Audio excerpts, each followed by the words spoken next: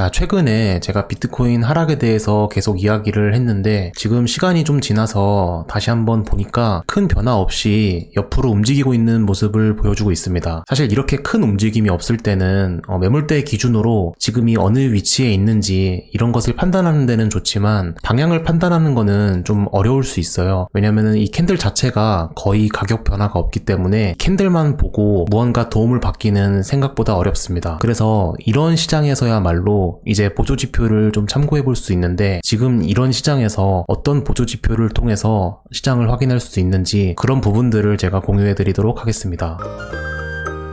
먼저 최근에 제가 이런 추세선에 대해서 공유를 해드린 적이 있습니다.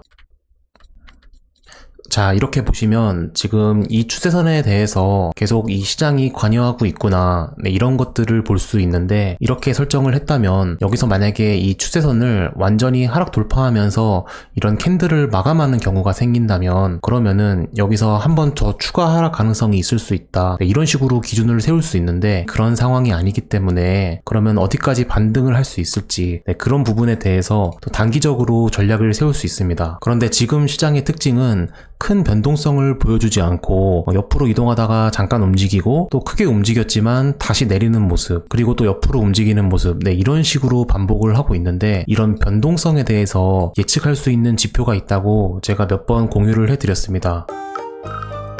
일목구름이라는 지표인데 구름 모양이 만들어지면서 현재 시세를 기준으로 앞에 이런 구름을 참고해서 어떻게 움직임을 만들 수 있을까, 그런 부분을 예측하는 데 도움이 됩니다. 아마 저같이 일목구름을 사용하는 사람은 많지 않을 텐데 제가 사용하는 방법을 잘 듣고 확인해 본다면 일목구름을 이렇게 사용하는 게 가장 효율적으로 사용할 수 있겠구나, 아마 이런 점들을 깨달으실 수 있을 겁니다. 자, 그럼 시장을 다시 한번 살펴보도록 할게요. 지금 일목구름의 모양을 보니까 최근의 움직임에서는 이렇게 의문들이 자리를 잡고 있습니다. 근데 여기서 특징이 뭐냐, 여기서 이런 의문을 돌파하는 경우가 있고 아직 돌파하지 않은 경우가 있는데 이런 부분에 대해서 먼저 움직임 예측에 신경을 쓰시면 됩니다. 일단 첫 번째 구름 움직임에서는 옆으로 계속 움직이다가 구름을 지나고 나서 이제 강한 상승을 보여주었죠.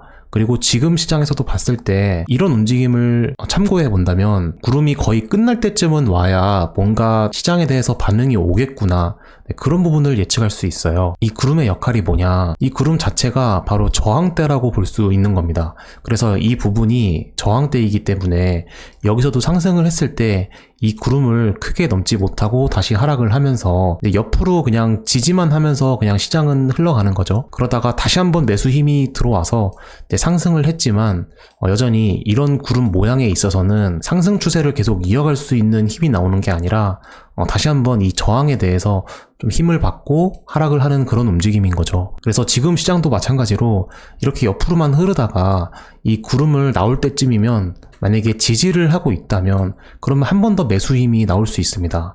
그렇게 되면 이제 그제서야 좀 매물대를 확인하면서 일단 이런 매물대까지는 올 수 있겠다, 그렇게 가능성을 열어둘 수 있는 것이고, 이 매물대까지 오더라도 구름의 모양은 이런 식으로 아직 의문 구간에 있기 때문에 시간을 끌지 못한다면 그러면은 다시 한번 또 하락을 할 가능성이 있겠구나, 이렇게 볼 수 있는 것이죠. 그래서 아직까지는 이렇게 의문이 큰 구간에 있기 때문에 지금부터 갑자기 이렇게 상승을 하거나 갑자기 막 하락을 하는 움직임이 나올 가능성은 우리가 우려하는 것보다 낮다는 겁니다. 그래서 여기서 이런 얇은 구간까지 오기 위해서는 5일 정도는 남은 것으로 보입니다. 그러면 오늘이 일요일이기 때문에 이제 내일 주봉이 마감되고, 그리고 주봉이 마감되면서 좀 더 며칠 동안은 뭔가의 움직임을 보여주려고 하다가 이제 어떤 매수나 매도의 힘을 받으면서 변동성이 좀 커질 수 있겠구나, 그런 식으로 미래 움직임에 대해서 대략적으로 예측할 수 있는 것입니다. 그래서 일목구름은 이 구름의 모양에 따라서 지금 시세를 확인했을 때 이렇게 얇은 구간에 거의 다가온다, 그렇다면 이제 곧 변동성이 커질 수 있겠구나. 지금도 마찬가지로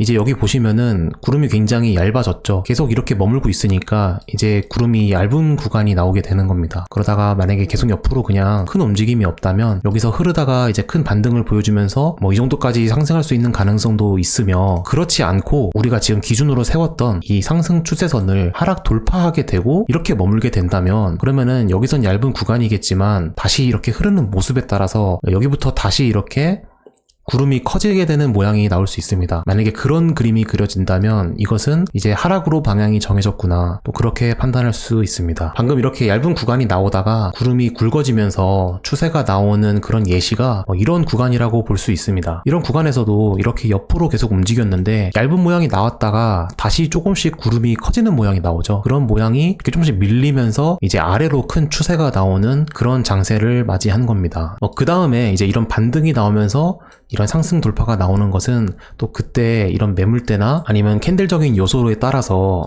저점을 계속 높이는 움직임이 나온다거나 그런 움직임으로 이제 진짜 반등이 나올 수 있는 자리인지 그런 것들을 찾는 것은 이제 일목구름이 아니라 다른 부분에서 찾을 수 있는 것이죠.